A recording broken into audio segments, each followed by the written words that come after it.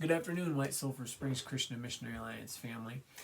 I read a question that got me to think earlier today, and I thought I would share with you. The author said that we have a dilemma that is common among all people, and he said this dilemma is the reality that it's hard for us to keep important matters in the forefront of our minds. And it made me wonder, ask myself the question of what is the most important thing? What is it that I consider most important, and do I keep that which I consider most important at the forefront of our minds? And as we strive to follow Christ, I also wondered if what I consider most important is shaped by what Christ himself said was most important.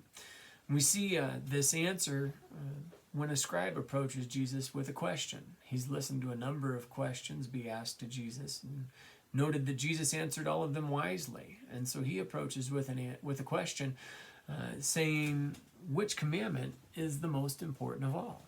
And Jesus answers him like this. He says, the most important is, Hear, O Israel, the Lord our God, the Lord is one. And you shall love the Lord your God with all your heart, with all your soul, with all your mind, and with all your strength. And you shall love your neighbor as yourself. There is no other commandment greater than these. And considering that this happens in Mark 12, and in just a little while, Jesus is going to go to the cross, die, be buried, and rise again. It's interesting that in this these closing hours of his earthly life, that immediately the answer that sprang from his lips is that the most important thing is to love the Lord your God with all your heart, with all your soul, with all your mind, and with all your strength.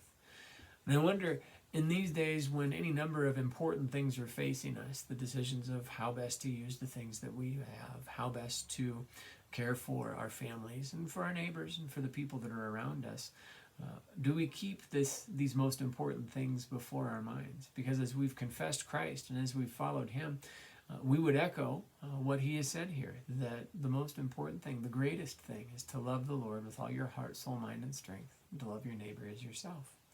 So as we consider these days, how do we go about that?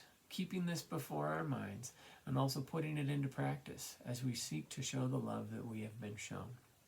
And I think there is the reminder for us. As we seek to reach out in love, whether that be a phone call to check on a neighbor or an elderly person that we know and we care about, whether that be making phone calls across the country to family that's spread all over the place and maybe in places that are facing an even greater threat than we do right now. Why do we do that? And what's the reason behind that? Is it because of our love for God and our love for neighbor? Or is it because, well, we want to be nice and we want to do the right thing? Indeed, those things are nice, and indeed they are the right thing to do. But we want to do it because of the one that we love, and we want that love to be obvious. In 1 John 4:19, where it's told that we love because he first loved us. And so that ability that we have to exercise that in these days is because of the love that we've been shown. So when we think about this question, we might want to ask the question, who is the object of my greatest love? And if the answer would be anything other than God himself, then we want to revisit our scripture, revisit our hearts, and ask that God would rekindle that love that should be our greatest love. Because as we have great love for him, we know that it's going to work its way out in the things that we say and the things that we do and how we respond to those that are in need around us, even to the stressful situations which we'll face, no doubt, in our own families and in our own lives. And also, we want to ask the question, who's the recipient of my greatest love? Jesus himself said, as you've done so for the least of these, so you've done unto me.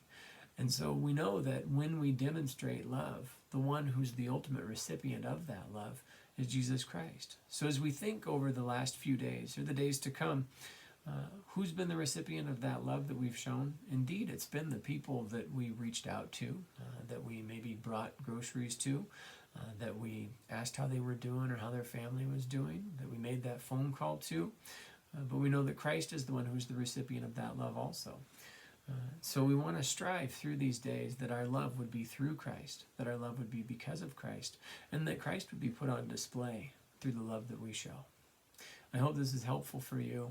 And I hope that wherever you are healthy and that you're doing well. And if you do need anything, please don't hesitate to contact the church or give me a call directly. We love you. And we're praying God's blessings over you and His protection and preservation through this time. May you know His love in greater and more special ways each day.